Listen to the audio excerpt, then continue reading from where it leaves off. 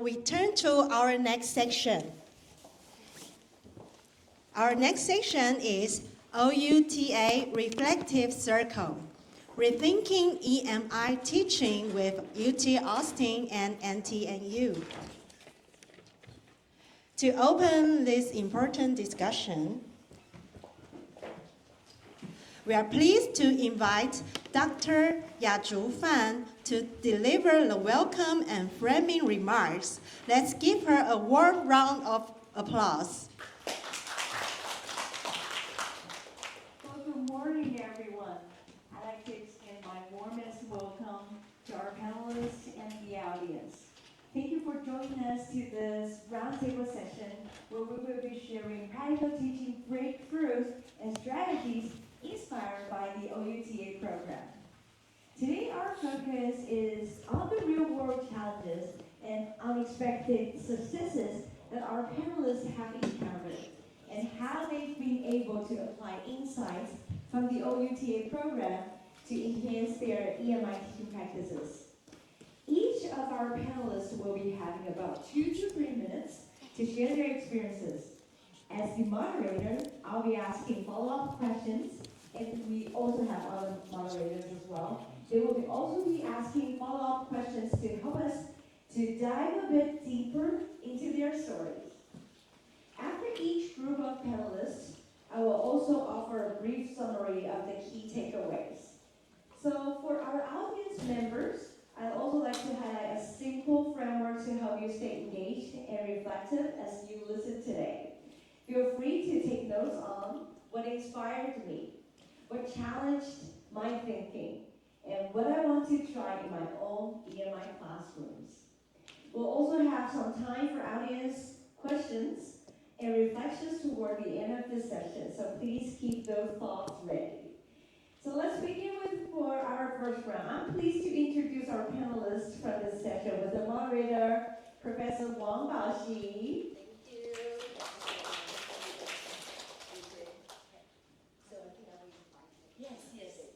Good morning, everyone. That is so happy. Although the weather is not good, but we're still so happy to be here. And the same thing, I think that's my honor, my pleasure to be here and to do the moderator. I think that for this station, we have 4 outstanding educators in my mind. They are the best. Of course, you all are the best. But today, I'm holding this station, so in my mind, they are the best. So that's why we are like to invite the first one. The Dean of the Wei-Hsun, Zhao Laoshi, yeah. He the same from the south of the Taiwan. So probably we were here from the morning, yeah, right? Yes. The high school will train. Okay. The second will be Hwa-Dong, yeah. Okay. The third one will be our Lulu Laoshi. See, when I call her, I always smile. That's why you always know why I always call her Lulu. Just see her face and make me smile. That's so happy. And the other one is my role model. And the last one, Sophie Laoshi. Yeah. It's so funny, the first time I called her Sophie Laoshi, she asked me. Because her mentor is Tang Shu-Hua Laoshi. She told me always call her, someone always call her Tang Laoshi or the Shu-Hua Laoshi. I'm the first person to call her Sophie Laoshi, the half English and half the Mandarin. Okay, so let's start because we only have 15 minutes. Okay.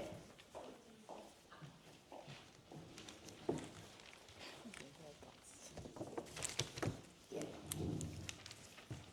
Although we only have 15 minutes, but we work hard for the last night. So I forced them, you have to tell me what do you want to answer because we only have 2 minutes to 3 minutes. So some told me he want to answer 5 questions. I said, no, you only 1 or 2. Or it will be too short. It will be so hard for you to focus on. So the first one, I would like to invite the Dr. Chao. And he is working in, everyone needs to know it because Taiwan is into the aging society. And his service is totally in this field, long-term care and the management. So that's welcome Dr. Chao. Okay. So we'd like to share some sort of. Thank you. Good morning, everyone. First of all, I would like to express my great thanks and to the NUTU, RCMI, because I think this is the first out of the country to go to the United States to do the EMI training. And when I was get noticed, I was selected. I'm very excited. I would like to express my opinion regarding to the first question. What lesson or activity you learned from OUTA work better than you were expected, and why? I would say I think the RCMI did a great job to design the whole course from the beginning, and that made me very impressive. And all the course is very exciting to me. But the most unexpected is the conversation game. It's from the Dr. Kurt Reeve. I also bring some souvenir from the course. I think all of members will remember when the instructor come into the classroom, we all quiet, and when he started to give the small card to all of us, and we also didn't know what will happen. Then after 10 minutes, we all become very aggressive because each card means 5 points. If you get 20 points, you can do your stuff, so you don't have to participate. But I do believe none of us stopped at 20 points. We just keep going and going and going. Let me just brief describe this a little bit. This card means several categories. One is the introduction, one is the agreement and disagreement, and one is the express your opinion. So in the introduction, there will be the word like, our topic today is blah, blah, blah, blah. So everyone can start to talk about this issue. Then for the agreement, it's that I couldn't agree with you more, and that's a good point.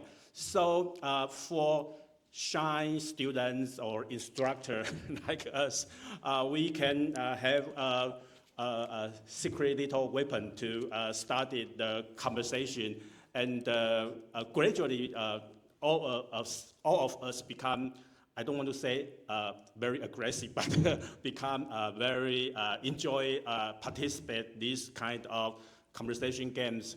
I want to say although EMI course is trying to teach the student not only the English but also the course content, but I think the engagement is a really important issue. I think all of us as an instructor or the teacher in the classroom, we all see the student in the table just play the cell phone. So how to that student want to engage? That's a very good question, and have been talked about a long time. I think my time is out, so time's up. So I think maybe yes, thank you. Thank you so much for Dr. Zhao. I don't want to interrupt him, but I have to, because that's my job, to have 15 minutes for make sure that everyone can share their experience. I think that is my job for today. And can you allow me to, for the first chapter, all the questions after all of their presentation? So that would be easier. We can coordinate all the questions. Okay, so the second one, I would like to invite the Hwa-Dong. Thank you, everyone. I'm very happy to join this conference. Okay, maybe last year summer vacation we come to the OUT, Texas, yes, University Austin. Maybe this OUTA I learned more. And last year summer we to the US, and then I feel this we study very hard, very hard. Okay, maybe. Because we need the more new EMI knowledge, and then we back Taiwan to teach our students. Before maybe I this EMI course is after it's over 3 years. But however, I don't know how to do. I feel I joined this OUTA very, very good.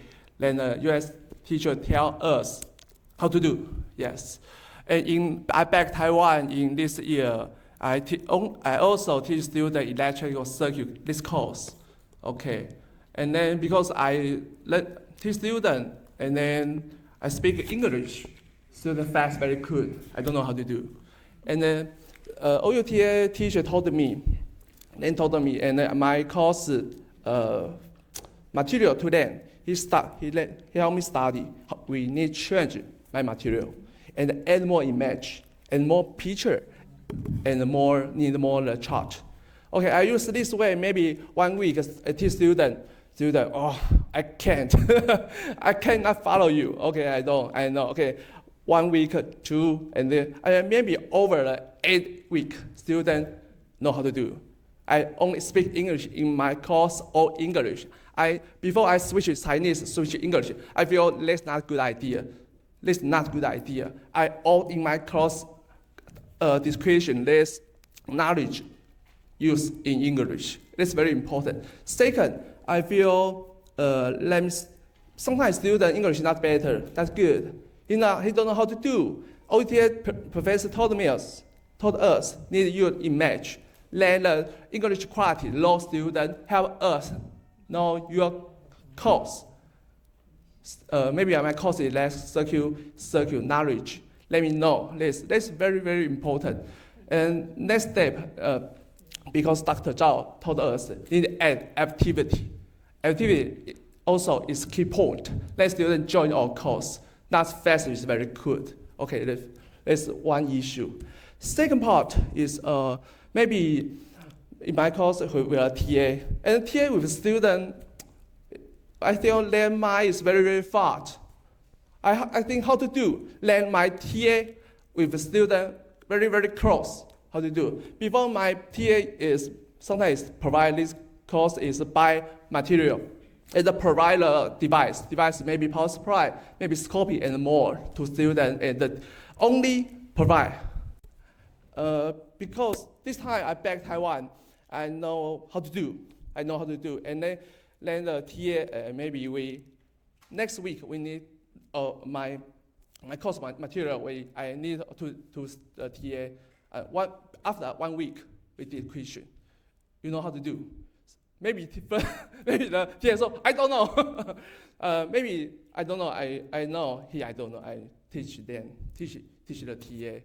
And then 1 time, 2 times, 3 times, 4 times. Maybe use this way. The TA is very good. He know how to do. Not only provide the material, not only provide the device. And then next time, my course is the electrical circuit. He know how to do. He can help me teach students. So the student and the TA is very close. I feel it's very good. This knowledge is from this US professor told us use this way. Thank you. Thank you, Hwa-Dong. You know what? Hwa-Dong is from the NTNU, and he's professional in the research in the engineering, and I think it relates to the engineering and the electronic, right? So that's why he's mentioning so many things about the hands-on work. I think we have time of consuming. So the third one, I would like to invite Dr. Lulu, and her specialized in the early childhood education, ECE. And let's give her time for sharing her experience. Thank you. The reason why I went to UT Austin was that because UT Austin was my alma mater. That's why I went back. And because I kind of taught EMI for several years, maybe 8 odd years. And because I have a background in bilingual education during my master's degree. And I changed my master's to early childhood education. I would like to try to see if the way that I teach EMI is also something that should be applauded or should be, how it can be related to the EMI instructional methods here advocated by Shida or other universities. And I would choose the first one what lesson or activity were better than you expected and why? I should say that when I was at UC Austin, I was so impressed by one of the instructors. Her name is Emily, and I remember that three of us were in that exercise. We were trying to draw a little bit of the slip of the paper. Only 1 minute countdown? Okay. And then we kind of open up the slip and then walk around and think about what we're going to do. So this is kind of an impromptu speech. And I like that because I feel that I can connect with that topic, and also I can deliver my thoughts with the other peers. I think that's what the engagement is about. And because my major is in early childhood, we like to have emerging curriculum. I think the impromptu speech is very much so what we preach for in early childhood. And if I have time, I would like to share the second question. What unexpected success or surprise happened in my EMI class for after OUTA program? I chose one of the lesson called TBI, task-based instructions, meaning that we have to use language to get our messages across. The first one is opinion gap. We have the opinion that is different, so we have to communicate. Okay. And my students were using information gap. That's delivering the information with each other. And two of us were guessing animals. And one of the peers couldn't really guess the animal right. At the end, the right answer would be the turtle. But she couldn't remember turtle, what was that? So the message didn't get across. So it is very inspiring for me because I think even language communication needs to have background knowledge of each other's. Perspective taking is very, very important, plus language barrier. So we have to be very cautious in doing EMI, thinking about students' background knowledge as well as what we have intentionally to get across in our lecture. Thank you. Well, thank you. Thank you for the Dr. Lulu Laos. I think it give you the restart for the Shu-Hua Lashi. Okay, thank you. Okay, thank you. Before I start sharing my thoughts, maybe I want to ask you a question, and also that is the question I keep asking myself. That is, why do we do this? Why do we do EMI? Okay, to answer this, I have some personal thoughts. First, when I lived in Germany, my landlord keep telling me, she felt so regret that when she was young, she didn't learn English. So every time when people from other countries visited, she felt so left out. She couldn't communicate with them. But on the other hand, I have a German friend, a German friend, and we had online chat every month using English. So I feel that language is the key to maybe connect people, or maybe to leave people behind. And also last year, I took sabbatical in Japan. And I was sitting in a classroom, and being a student with them, I felt that students are so struggled. They couldn't catch up. So I think maybe that is the reason that we engage in this activity, because we care students. And also, I also noticed that there is a statistic that there is 1.5 billion of people using English. You know that? But 75% of them are not native speakers. So I feel so struck by these personal moments and also the statistic. And we all know that students face many challenges in EMI classroom. The cognitive demand, the language demand, and also the procedure demand. So for me, I try to help them to overcome those obstacles. Before classroom, I want to make sure that they all have suitable background knowledge. So I videotape short clips for them in Chinese, help them if you can't follow, at least you have some background knowledge, maybe just 5-10 minutes, so they know somehow they feel more comfortable. And I also design a pre-class assessment using Google Form. So by using that, I can trace students' errors. And also, I carefully choose textbook. I think it's not fair to ask them to read the whole textbook in EMI because they have to practice others' skills. My time is up. Yeah, so I think before class, we have to do some preparation. And also in classrooms, I think I like Professor Ji's take-home message. We need to have fun together. So I think we teachers are also struggled because this is not our first language. So we have to do it together. So I try to connect the content with the real life scenarios. So in that case, they feel more comfortable to join the conversation. And I also designed the Think, Pair, Share, a lot of teamwork. So they know even in their private conversation, they use their comfortable language. Of course, they have to present in public in English, but they feel so comfortable to share their fears. So I think that's what I'm trying to do. I'm not sure whether it's reach my goal, but I try my best to help them. And the last sentence I want to say is, we are not teaching through English, we are teaching with empathy. I think we have to empathize their difficulties, but we also try to force them to go forward. Okay, that's mine. Okay, thank you. Can you allow for me 1 minute to make a quickly conclusion? Before we make the conclusion, I would like to thank Dr. Fan because last week we have a really huge discussion in my school for the EMI course. We sent 5 professors to offer the program. I'm the only person still stuck in the EMI program. All the professors went for the outside the training. They came back and they did nothing. They only shared once. But we still continue doing activities and we share together and they never stop even once. So it's not easy. You can know that's almost a year. We keep almost like twice a month. And even today. So that's why I think we should give us all the gift.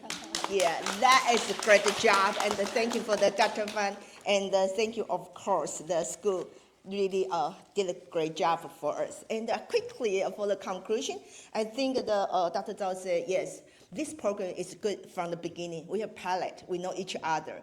Then we make it like we are, I don't want to say we are family, but we have become the good friends. I think our relationship is really tight right now. If I want to say, I want a paper, so anyone want to help, or I want a project, everyone will join the project. I think that's a good thing. And also, I think Dr. Lu also mentioned, he started to force the student use the English, and not only students and TA, and they all get some benefits for like stuff for the EMI course. Although his class is a little bit similar like me, have the hands-on work class. I think that's very useful. And Dr. Lulu Laos used a lot of the games in the class, especially for the CEC, early childhood education. I think that's quite important. And the last one is Sophie Laos. For me to be the teacher or instructor, I think the student center is always my philosophy. Everything I do, I have to think who is the most important person, make sure they understand the content. English is the key, but I don't want to say force them, we are help them to understand the content by using the English. I think that's for me to think about the EMI in the future for using in the class. Well, thank you, everyone. So, any questions? Because I already out of the time, but you still can have questions if you do, or if not, later. Okay, okay. You are too late to have the questions. So, okay, thank you. We'll give it the next session. Thank you.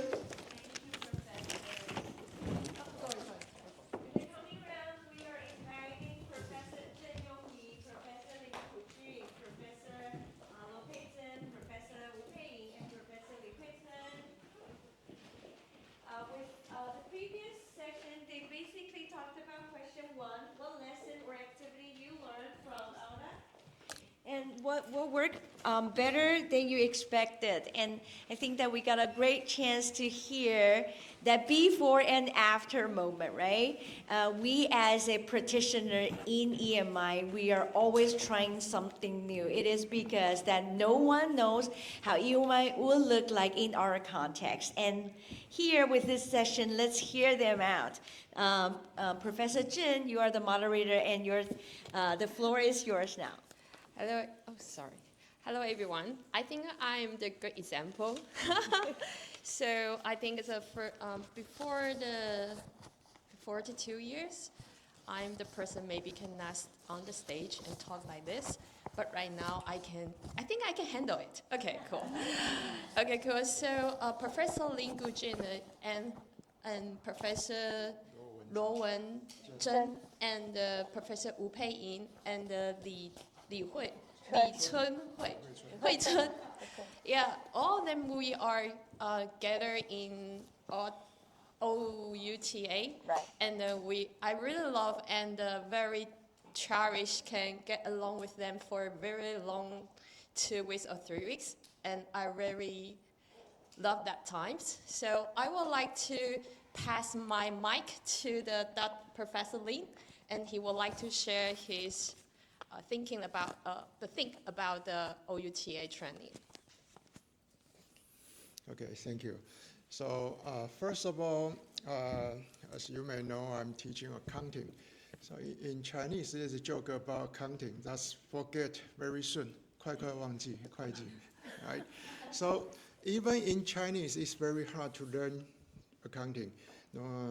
They were saying in English. So my biggest problem before I went to University of Texas is students always complain, after one semester, I learned nothing from you, or I don't know what I learned, because it's very difficult to understand, no matter in Chinese or English. So there are several things I think I need to clarify here. The first of all is about the engagement. How do I engage with students? This is the biggest thing I have learned from the UNSW, because before I went there, I think it's because the generation gap. I'm already 55, and my students, they are 20s, 18 years ago, 18 years old. So I think there is a distance between me and them. But however, after I went to UNSW, I found there are still many ways that I can shorten the distance between me and the students. For example, warm-up activities, such as before the class, I use the Padlet to let students to introduce themselves so that I can understand students more. And when I talk to students in the classroom, I know their faces, I know what they like, so I can shorten our distance. First of all, they know the professor concerned about them, take care about them. Secondly, before the class, in the beginning of the class, I take some warm-up activities. I don't go directly to the topics today. Of course, after that, I give the clearly learning objectives, and of course use the like English to clarify the special terminology in accounting. Because, for example, like accounts receivable is not usually English every day that we use in everyday life. If students, they don't know accounts receivable in the first 5 minutes, then the rest of the 45 minutes, students, they don't listen to you. So they need to know the special pronunciation of the English terms. So that's why I learned from the UNSW. You must let students understand, be familiar with your pronunciation. And during the classroom, I give students practice. The first practice is I use the QR code to let students to play app games. So the app games let students to use a cell phone to not playing their own, to watch their own dramas or their app games. So I control their devices. All right. So, and I also give them in-class practice and check on homework. So I found after that, I have a better evaluation from the students. And of course, I think I have more feedbacks from the student. I'm very satisfied about the results. Thank you. Thank you, Professor Lee. Oh, yeah, so talk about the Padlet to help students engage. I also do that in my class. And also one thing, strategy to address student engagement is occupy their cell phones monitor. Yeah. Yeah, but it's very useful because the students have to use their cell phone to join the activity, so they have to use it, and they don't have any time to play the video game or watching the dramas. So for the next sharer, do you have anything want to share? Okay, so today I'd like to share the difference in my classroom before and after I attend the OUTA program. So before I attend the OUTA program, I believe in my classroom I lecture a lot, and I give less time for students to work for themselves. So I conduct my lecture in a very traditional way. But after I attend the OUTA program, I know I need to give them more activities. So now I believe I only spend two-thirds time in lecture, and I leave 1/3 time for them to work individually or work in a pair. But it doesn't imply that I become a lazy teacher. Actually, I spend much more time than before. I spend much more time to prepare my teaching material, to design the in-class activities. I collect a lot of example photos related to the professional concept. And then after that, I believe that my students become more engaged in learning. So after our introduction, I present a concept, and then I give some simple in-class exercise or the multiple choice question related to the concept. So I believe they learn more actively, and then they engage the professional concept I give them in the class. So that's, I think today the time is limited, so that's all I want to share to you today. Thank you. Thank you, Professor Luo. So I feel like this also like me, and I feel like after the after come back from the UTRC, I also changed my teaching style. But because at the beginning we always just do the lecture, but when after we come back and we change our teaching style, just like prepare more material, and we know how to design the lesson plan, and then we do the schedule and also have the table. So what we're going to do, what's the next, and what the kind of student will give a feedback. So it's very great feedback right now. Yes. Thank you. And Professor Wu? Hello, good morning, everyone. Basically, I think we are, as a professor in a university in Taiwan, I think personally or traditionally, we all teach like our teacher teach us, right? So one way teach. So when we deliver our lecture, just one way. So you can see students doing their mobile phone, sleeping, or not interested at all. So this is also one of the reasons, and because I joined joined the university, joined this teaching as a professor, to think about what I'm going to teach students. So I see this kind of environment, so I would like to try the EMI. So before I touch EMI teaching, I say, what's that? How I'm shy? How can I interact with students? So yeah, but the more theory I learned from the OUTA, so I think, okay, that's maybe the good way, especially in today's environment. Students is more, they can learn anything themselves, be honestly, right? They learn how to use mobile phone themselves. No, we don't need to teach them. But because they're interested, And nowadays, I teach the hospitality and tourism subject. So this is quite general or quite, I don't know, quite in human subject. And students, be honest, they can learn themselves. So that made me to think about, okay, how can I put a theory, how to make that integrate with the real life, then they can learn more.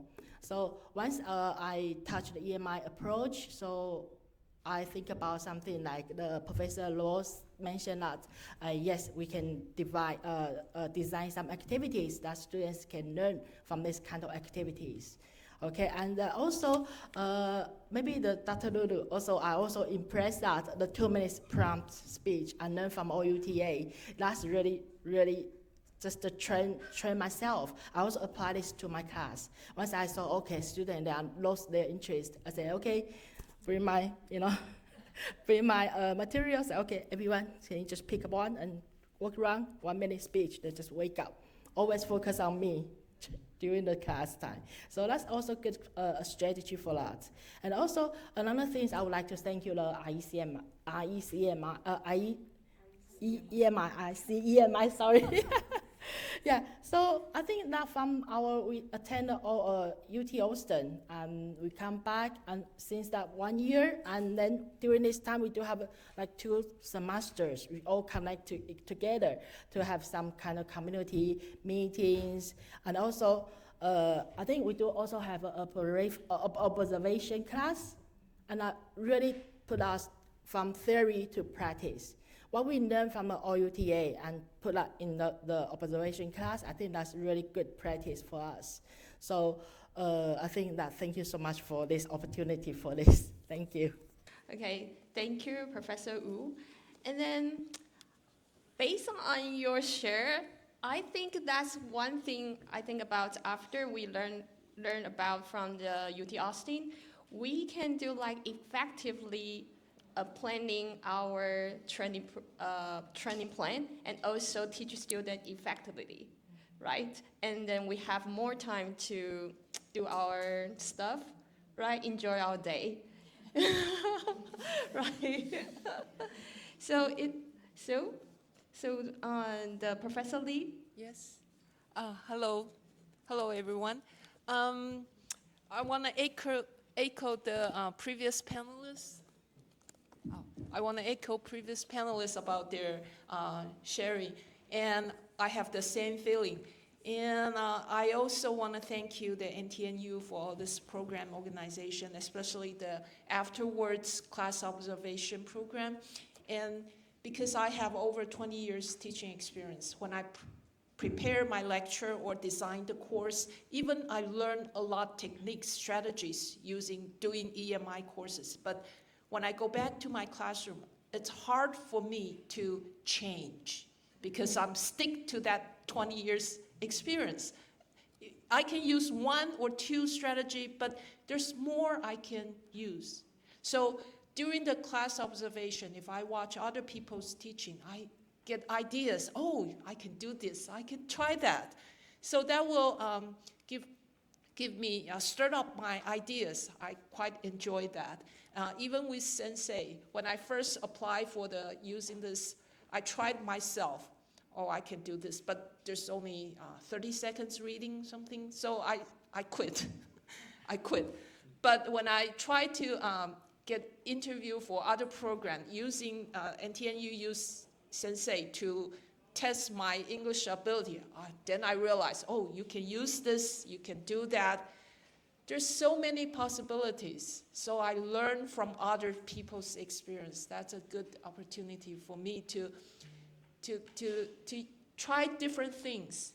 And the other thing I would like to share is the students' response. I try, when I haven't started actually doing EMI for undergraduate, okay? And finally I will start a new course using EMI next semester. But previous, when I do the demonstration, I try to persuade my student. I tell them, we're going to do this EMI just 1 hour at the end of the unit. What do I expect you? What do you need to do? I tell them, I persuade them, it's not hard for you. You can do it. I give them confidence. And I try to create different activities so they will enjoy it. Like you said, using different online tools to help them to enjoy the class. So at the end, I get good response. I think they're not that anxious as previously, okay? They are willing to try to attend an EMI course. So I think, wish me luck for the next semester, for my whole semester, real EMI course. Thank you. Thank you so much. Thank you so much. So thank you for all of you share your experience for this year and after you come back from the UT Austin. And then I would like to share one thing because this semester I just complete my first EMI courses for this whole semester. This is my first time. And then I would like to share, it's not so hard you think after you finish all things, because it's not so hard. People or students very, very engaged, and then they will like to put a lot of efforts in your class, and then you don't have to put, at the beginning, I think the student maybe don't like the homework, but one day I assign the homework for them because I would like to give me reflections and want to know the feedback at the middle of the semester. And then they give a very good feedback. And I think, wow, students like homework. Oh, it surprised me. And then so at the end of the semester, at the end of the class, and I asked them to write like a 2,000 articles, 2,000 words article. That's not easy. And then they took a lot of effort, and they want to know more and also discuss it with our teacher or instructors. And then they can, because in the first class, I give them an assignment. They have to write their essay in the class, and it's only 200 words essay. And then so at the end of the class, I return the homework to them. And then they can feel that how great improved they are. So I think that's a very good example to encourage students to know more. So students tell me, do we have the others EMI course for next semester? Well, so yeah, I'm looking for it, but right now I have no plan. So I think that's a very good example for all of you. Students really want to learn more from you.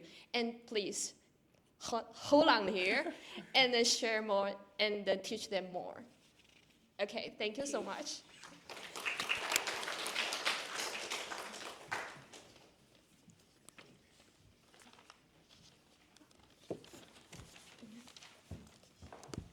Thank you so much for this inspiring session, because I am taking notes and thinking about connecting what they said and also the keynote message from Professor Cheng. So that's the reason why it took me for some time.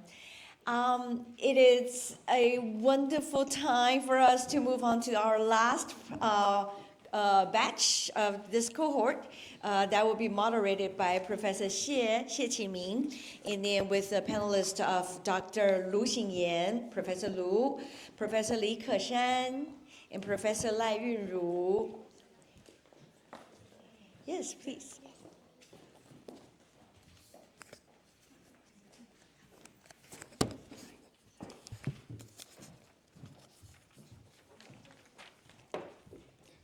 Okay, have a seat.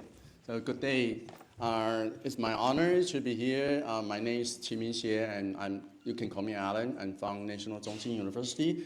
And this lady is Dr. Sheng-Yen from the Department of History, MTNU. And also Dr. Ko-Shan is from the Cheng'en University of Science and Technology, and from the General Education Center. And the last one, Dr. Yunru, is from Department of Life and Science, also from NTNU. So today, we are the last one, and we heard a lot from previous teachers. So I think time is very limited, so we get started from Dr. Luke. Okay. Right, so, Right, after listening to all these like previous scholars and teachers sharing, I feel like I have nothing to say. Sorry, just kidding. So I will just go straight to the point very quickly because I think we are kind of like running out of time. Right, so we have lots of questions here, and I feel like I have already prepared, all the answers for all the questions. But I will go for like the question 5. What have you started doing differently because of the OUTA program? So I will go for the simplest one, is warm-up activity. Right, so before I went to OUTA to do the training, I did my EMI course in a very old school way. When I was doing my master's degree in Edinburgh, every week we have lots of books, lots of articles, and when we went to class, everyone just sat there and raised their opinions and do the discussions. But because we are in the UK, everyone speaks like fluent English, and then the conversation, the course just kind of like flew and flows very like smoothly. But when I back to Taiwan, I use a send strategy, but I found that most of the time students, they just fell into silence. They didn't know what to say. So I used this kind of like warm-up activity, after I went to OUTA, I used kind of like a warm-up activity to set students' mindset into English again, because we have to admit that EMI, to some extent, is kind of a language course. We have to change their mindset from Mandarin into English. For example, in my class, I will give them a list of like professional terminology and ask them to do like Googling or like, to searching, what this, terminology means, and it's kind of like related to what we are going to talk about today. And then I will ask them to do, to explaining what these words mean. So by doing this kind of warm-up activity, I found students, they would be like more willing to engage in this like whole course. So I would say like warm-up activity is the most, I would say, like valuable things I learned in OUTA, right? So I would just pass to the next one about, the questions, yeah.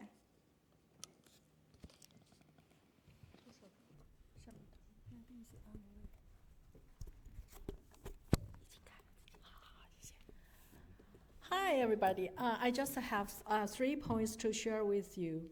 First, we had a study group. We learned a lot from this study group. We did a lot of classroom observation.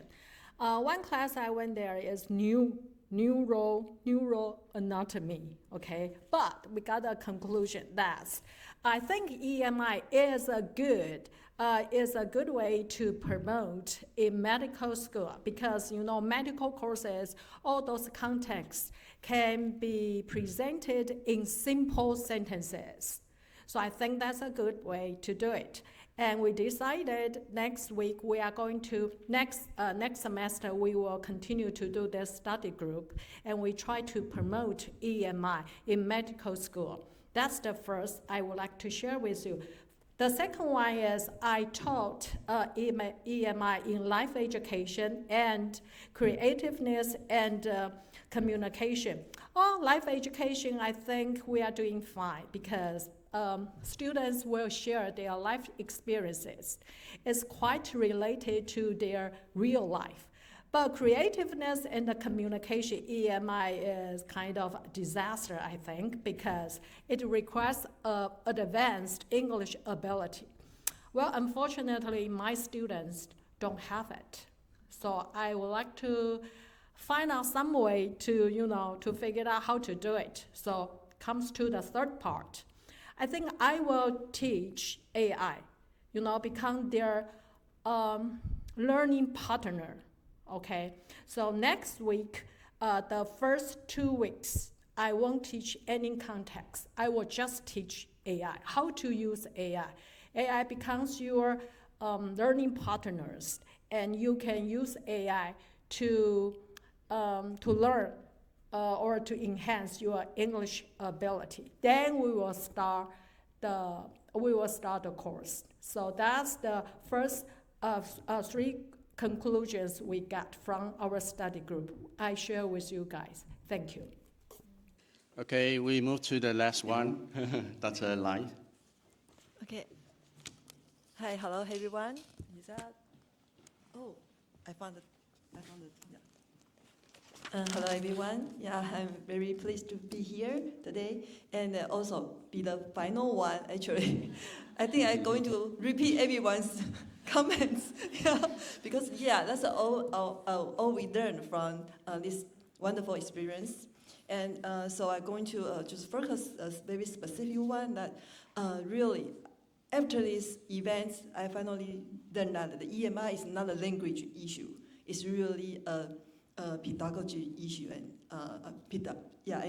a strategy. It's a strategy, a method, not just rely on your proficiency of the English. Yeah, so that's actually this year is my second time to teach EMI class.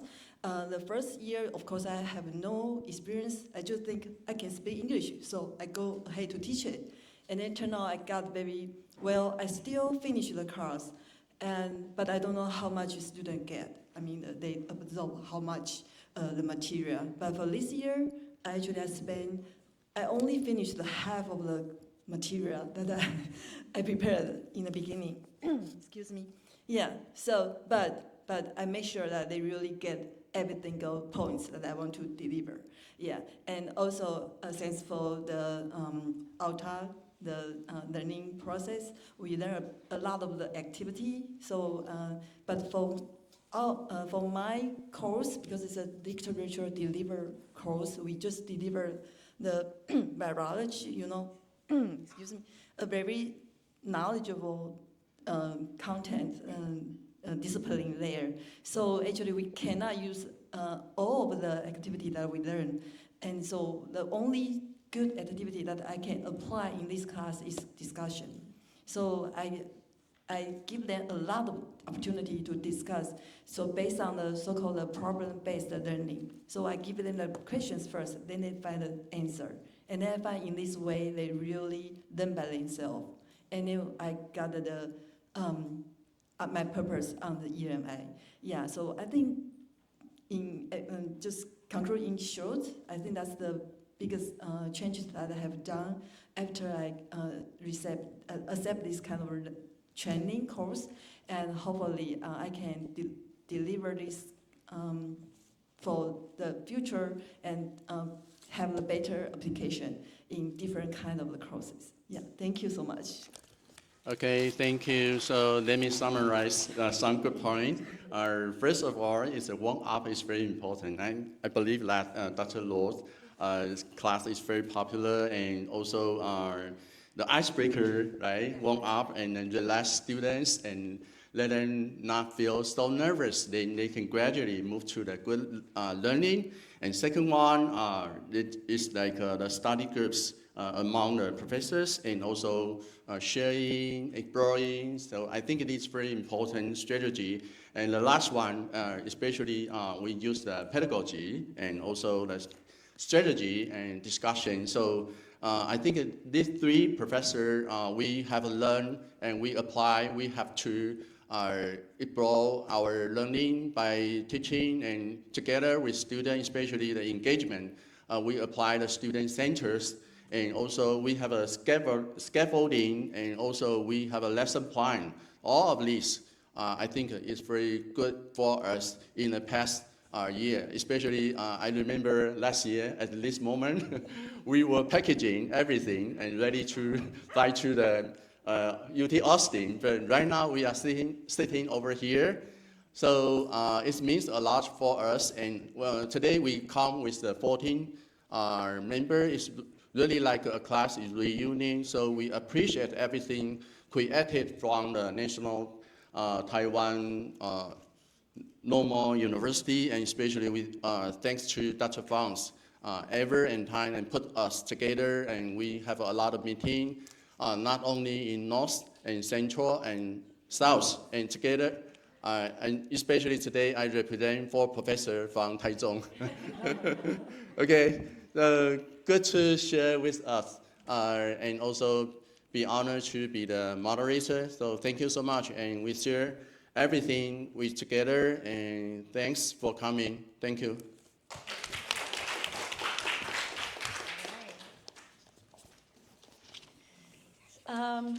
So before we get to wrap up today's roundtable session, I would like to invite the questions from the audience. I also noticed that we do have a 2025 OUTA cohort participating today, and I think that they may also have some questions to you. You're a senpai, right? You're now seniors. Any questions from the audience? Yes.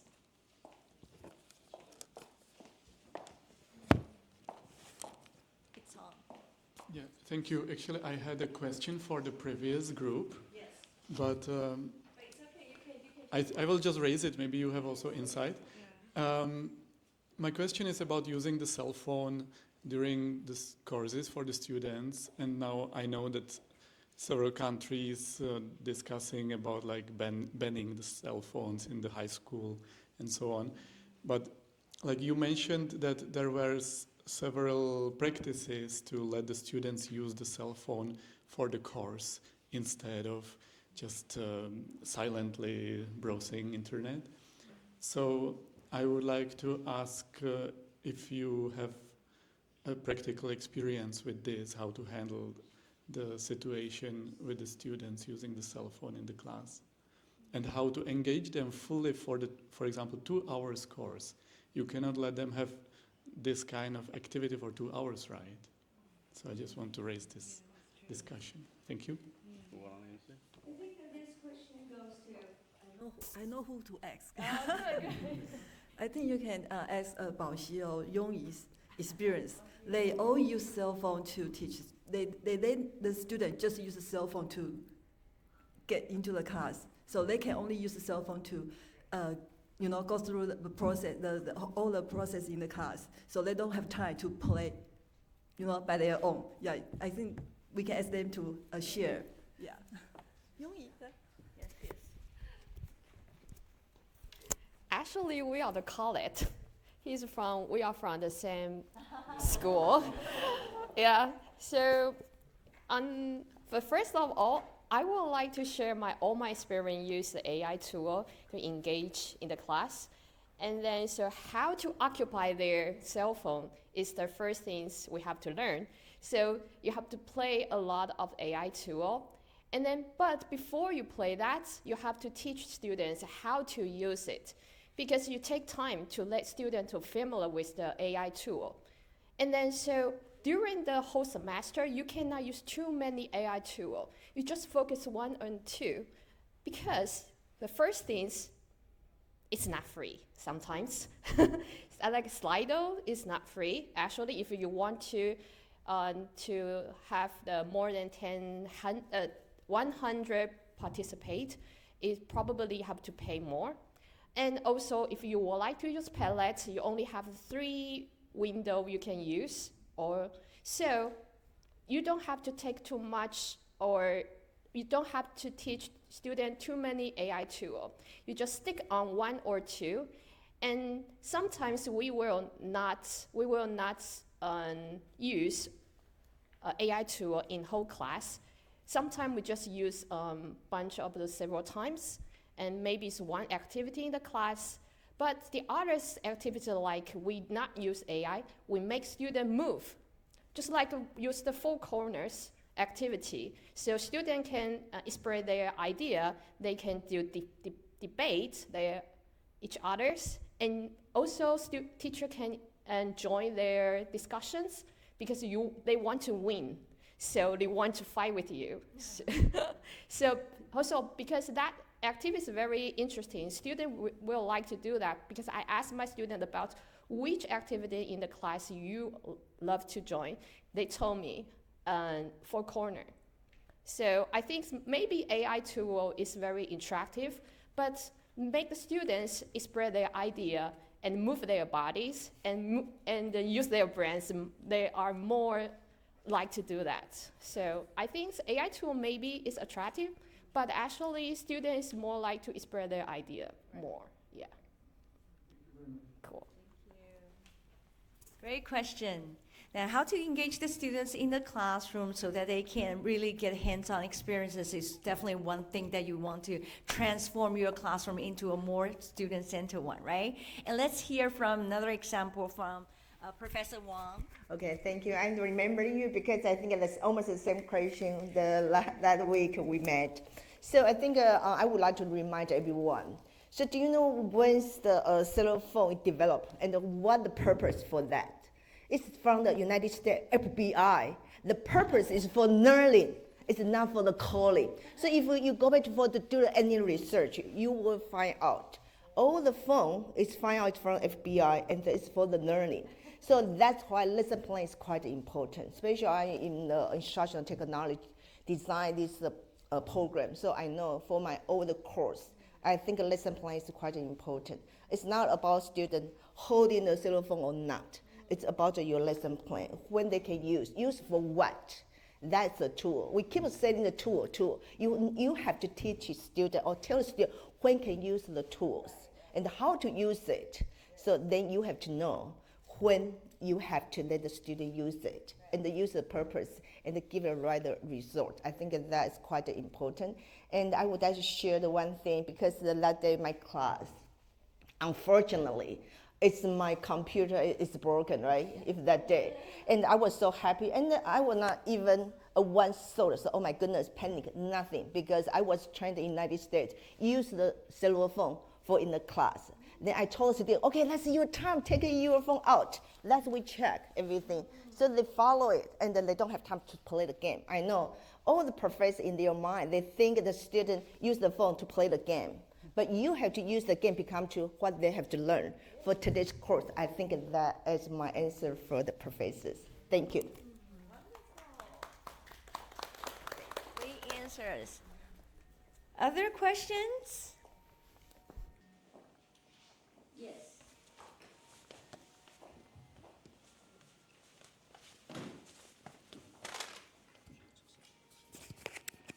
Hello, thank you all the panelists for sharing the tips. And I actually wonder because I think one panelist shared about like okay when you implement the discussion and some of us implement like allow students to use a Mandarin to discuss maybe the topic or the activity, but. What I'm just thinking is that we also want students to practice the English speaking. So I wonder how the best proportion or like a better proportion of using like Mandarin and the English discussion. Thank you. Your question is about how to balance the languages of their first one and the second one. Yeah. Right? Thank you. Professor Lang, do you know where this question should go to? I don't have some sharing. Okay, so you can. Yeah. Right. So, sorry. I think that's a great question. So last year I did this EMI, Women Through the Ages. So basically we talk about women's history from Roman period to 20th century. And there were 15 students enrolled in the class. And I told them, actually, we stick to English only policy. But if you feel like, there are some concepts, it's so hard to express in Mandarin. For example, there was a week we talked about women in Renaissance, and the prescriptive reading is talking about Foucault theory of sexuality. And a student found, expressing philosophies in English is very hard. So I just told them, if you find it really, really hard, you can express this in Mandarin, and then try to translate in English to try to learn how to express it. And actually, by doing that, you can see at which point the student wanted to switch to English, and that's this weakest point. And that's a point you have to keep improving to do more work to improve their ability to express such disciplinary and hard and complex knowledge concepts in English. But after 60 weeks of the module, I found most of the time they try to stick to English. And at the only point they will switch to Mandarin is when they found they're running out of time. We have no time, so we have to speak in Mandarin first, and then we translate it in English. And I think that would be it's not a bad thing. You know, students, when they came to English EMI course, most of them, they are very motivated. They will feel like, I need to use that all English. I don't want to translate. I don't want to change into Mandarin. But by doing this, like, you know, allowing you using like Mandarin, you can see like at which point they feel like, oh, I can't do it in English. I have to do it in, you know, Mandarin. And that's the point you have to go for. You do more work. Yeah, right. Thank you. That's my opinion. Yeah, I do have something also in this topic to share. For my course, I do it gradually. So in the first, like 1/3 of class, I let them discuss just in their comfortable language. Yeah, I'm not really, but I said I will eavesdrop their discussion. And then, but in the middle of the class, I start to say that, okay, you can start to try to communicate with each other in English. And then they will try very hard. And then you feel that week by week, the proficiency and the influence are increased. So in the end, I will say that, okay, you're going to have an oral presentation in the final report, so that's the time that you can practice your, presentation. So then they will even, eager to express it in English. So I think that's, you have 16 weeks to do this progressively process. Yeah, so I think that should be very suitable for your class too. Yeah. Thank you, Professor Lai, and I think that Professor Ting also has something to add So on. I appreciate this question. I think that maybe one question you feel like you imply is that in the EMI classroom, if we have international students and Mandarin dominant students, that how do we balance these students, they're from different background, how do we include students that of all students? I think this is very important because if, like earlier I encouraged you to think about translanguaging, but it's tricky because if we encourage students to speak Mandarin in our classroom, then we, at the same time, we would exclude non-Mandarin speaking students. So that's why I really appreciate our colleagues be sharing that to help our students understand languages, and the way that we use languages often is embedded with power. It means that language can bring people in, also excluding people. So that's part, in my classroom, I teach students critical language awareness, right? So when do we use language, at what context, to whom, and for what purpose? So if students, we do encourage them to use Mandarin in small group setting, but remind them to be mindful that if you have non-Mandarin students, at least you need to translate what you said to the students. So that's very important. I have my, like I shared earlier, that in my classroom there were a lot of students who are Chinese from mainland China, and I have domestic students who do not speak Chinese. I do encourage a translanguage approach, but I tell my students that you at least need to, okay, I'm going to see this in Chinese, but I'm going to see translate it for you later. So that way you bring people in. Because a lot of colleges share teaching is not just about content, it's about empathy, it's about a relationship either between teacher and student together, and language impact that relationship so much. Right. Yeah. I agree.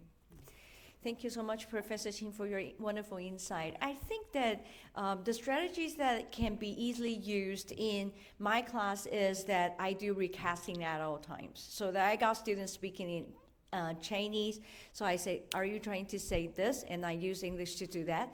And while my students struggling use English, and I quickly say something in Chinese to show the students that I understand what you're saying, and then I recast that using the phrase so that we can go on, move on, starting building up the concepts from the students, and then move on to the discussion in the classroom. So that's, yes, you are always finding a balance, especially with different different classes because you got different combinations and you got different dynamics. So that is always something that you would like to start small and then to see how it goes, right? Don't push yourself or your students too hard.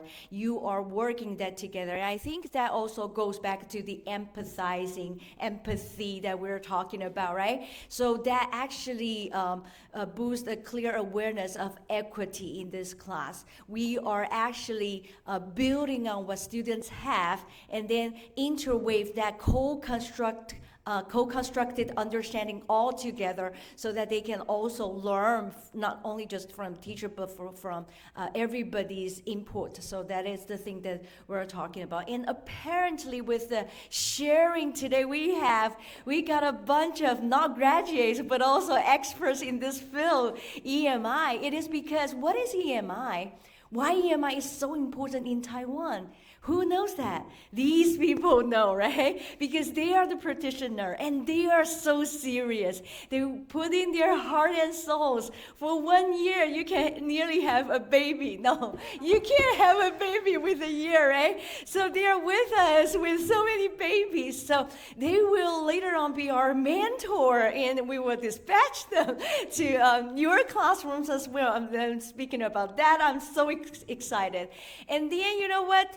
We are having a reconcurring EMI practices with these mindful practitioners in this room. And that is how we make EMI into practice. And that is how we bring high quality EMI in Taiwan. So that is how we do. So of course, we got questions, but we're not just sitting there asking questions. We do with our bare hands, right? And then we are open-minded enough and then to be, to allow all kinds of feedback to come in. And then we think about what if, and we try with our own students. And then you compile a handful of successful strategies that you can use in the classroom. And then you will say, hey, EMI, it's okay with me, right? Not only because I got good command in the language, but also I know how to, deploy all kinds of activities to engage my students. And then, you know what? Together we are having a great class. Students are engaging, and I think that they're having fun. That's what Professor Chin mentioned, right? So all together, the thing worked out, and that is what we are looking at. EMI really worked out. So I think that this afternoon we will be having more insights of discussion, but I'm very excited and very thankful for you to join us and then stick to us with us for a year, and then it is because of your contribution that makes all this happen, a successful, transformative professional development program here in NTNU in Taiwan. Thank you so much. Thank you.